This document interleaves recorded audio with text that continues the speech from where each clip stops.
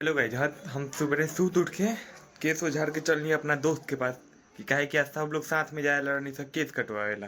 देखते बनी रो लोग केस तो बढ़िए गइल बा। अभी भीजल वही से ना समझ में आई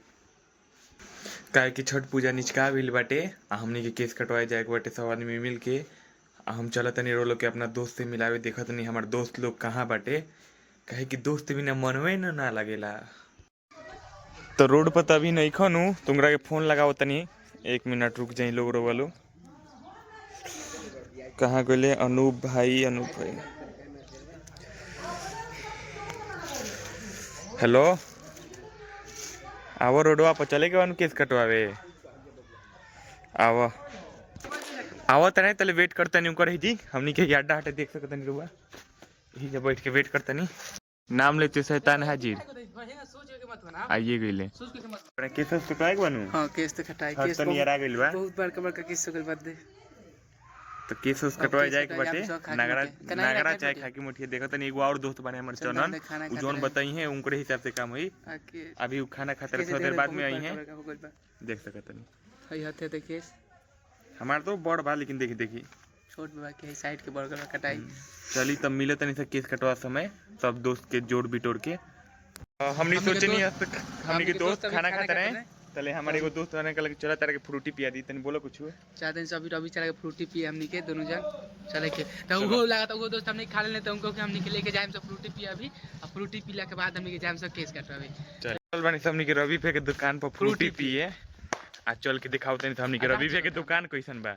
दुकान तो मस्त बा, रवियो भी मस्ते बारे। दादा से पहले फ्रूटी पियल जाएगा कि बजट हमनी के ज्यादा नहीं के, सांझ के हो सके तो ड्यू पीएम से हमनी के बजट आ रही उतना तो सांझ के ड्यू पीएम। जानते बानी अभी शुरुआती कइले बानी तो यूट्यूब पे झरल झाट ना आवेला। तो रवि भे के दुकान पर फ्रूटी पिए तो हमनी के फ्रूटी पिए लगनी सर। फ्रूटी पी के बहुत ही आनंद आ रहल बा। इतना ठंडा बाकी दिल के सुकून मिलत है। हां है मौसम रो लोग देखिए सकत नहीं का सुनहरा मौसम बाटे। आई में कई गो 10 सारा फ्रूटी। अब फ्रूटी पी के हमनी घरे जाएम तो सब दोस्त मिलेम से एक जगह तो रो लोग के देखाएम स आ कहां जाएम से केस कटवावे उहो रो के देखाएम स। खाकी मठे जाएम स। देखत नहीं काहे कि छठ पूजा नियर आ गेल बा, केस तो कटाए के पड़ी। देखत नहीं हमार दोस्त कपड़ा किनान लेके तो हमनी के दोस्त आ जाओ तो वही लोग के साथ जाके कपड़ा हमनी के किनान ला। तब तक फ्रूटी एंजॉय करता नहीं सर, वो लोग एंजॉय करी।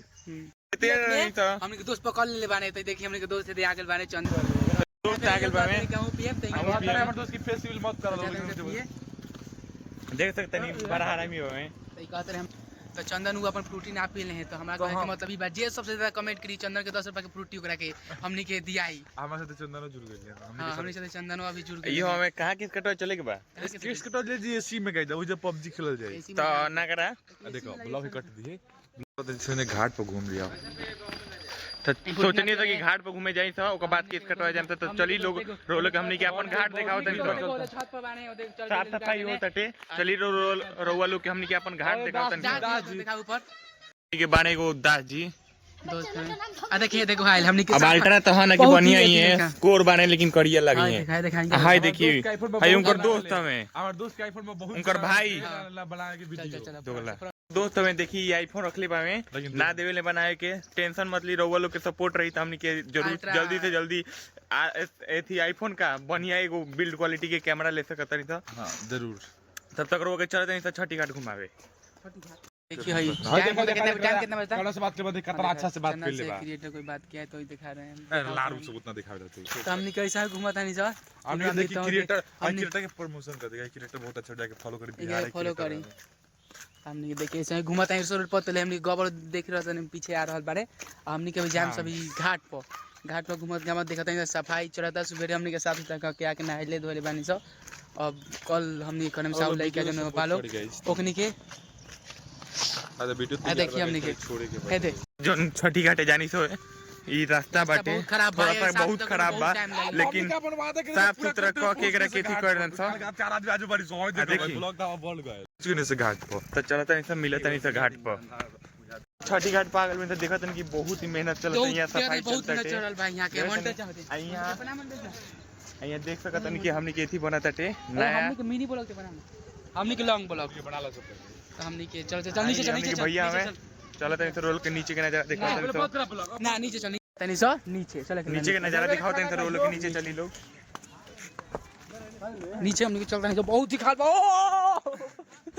देख सकते हैं यहाँ अथी बन था नया छठी मैच बनता है हीरो हमने गाँव के हीरो जी कुछ कहेगा बोला हीरो कहा कुछ क्या कहिए कहा कुछ रंग मिलाओ हाथ ला लो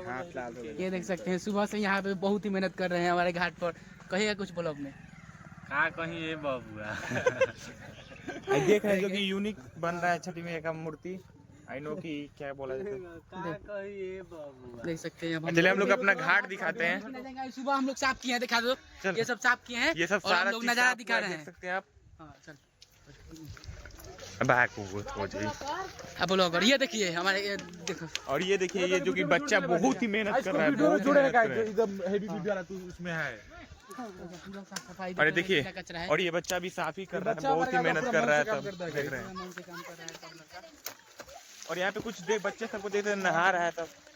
और ये देख लीजिए यहाँ पर हमारा और यहाँ पे बहुत ही अभी ये भी बहुत सारा कचरा है इसको भी साफ करना है हम लोगों यहीं को पर सब और लोग दिया जाएगा देख सकते हैं कितना कचरा है यहाँ पे तो इसको हम लोग साफ करेंगे बहुत जल्द कल इसको साफ करेंगे हम लोग और नदी में देख सकते हैं नहा रहे हैं हमारे गांव के लड़के हैं सब और नदी में नहा रहे हैं हम भी मन तो कर रहा है नहाने का पर घर पिटाए लगे मन तो करते नहा मैं घर पिटाए लगे मुझे नहीं नहा तभी ब्लॉग में नदी में नहीं नहा हम अच्छे ना चलिए लोग आगे मिलते हमने क्या हैं रोड बन गया घाट तरी बहुत बढ़िया तो देखी लोग यहाँ साफ सफाई चल रहा बाटे हमनी सब दोस्त एजा बानी सब आहे देखने ली हमनी के घाट हटे आहे ने जो हमनी के छठी में बारी हो जी सब पूरा अथी सजावट उजावट होते हम साफ सफाई भी करतनी है ना बहुत ही मेहनत लागत हटे साफ सफाई करे में और ई जल्द से जल्द हमनी के साफ सफाई करके काम खत्म करे के बाटे गाइस घाट उठ साफ कइले के बाद हमनी चलनी है सब सोचनी है केस कटवा लिया घाम बहुत हो गइल बाटे घर खाए थे बनते छोटी माजी बनते तो में से बालू बाल चल तू अपन घर लेके जाते ले देखत नहीं अंदर चाप दे ले रंग लिया के बा 4 गो एथी ले ली हो कुछ बताओ तरे बताओ तने वो सब एथी बारे में चंदन लाद ले बने साइकिल पर आ लेके चलता ने हमनियो के हमनी चलत नहीं सब केस कटवाए अब मिलत नहीं सब नागरा आना तो खाकी मटिया जहां हम आज बहुत भीड़ चलता सैलून में तो पता पर बोलो के आईफोन लेके मिनी ब्लॉग बना तो देखि छु अब मिलत नहीं सर वालों के नगरा केस कटवा समय तब तक के लिए बाय बाय पूरा है गिर गला बालू के साइकिल पर से बालू गिर गला तो उठाओ तो रोड जाम कर दे बालू अल्लाह देखी उठाओ तरे ऊपर में है आ गिर गल नलिए में बोरा अल्लाह उठा के बड़ा दे दुख बा गांव जौर में नौली में का कहीं चल रोड जाम कर दे बालू बहुत गाड़ी के लाइन लग गल बा खेला ठेला है देखिए चना के रुक गल चला सर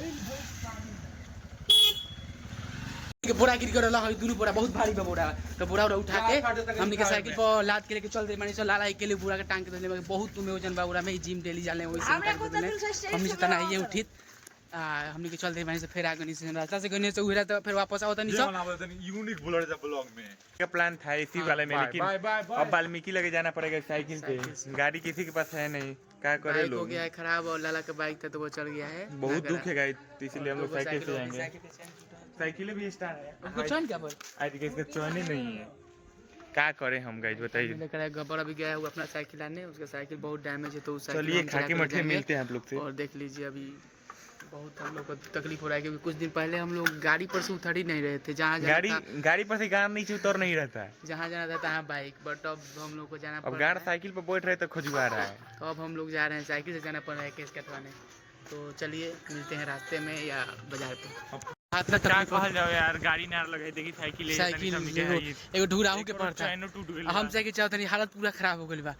देख सकते हैं लोग लाला बैठे मान के कटवा के रहे एक केस कटवा के है कि छठ में बहुत भीड़ चलता अभी कपड़ों नहीं खरीदाल तो बिहान हमनी के दोस्त लोग आ जाओ तो लोग तो वही लोग के साथ बिहान जाके हमनी के कपड़ा खरीद काटे जाते नहीं तो बिहान देखिए अब काफी बिहान देखिए अब काफी से हमनी के जाता नहीं सब चलिए लोग मिलते नहीं सब खा के मुझे केस कटे दिक्कत बाटे वीडियो ना बना पान तो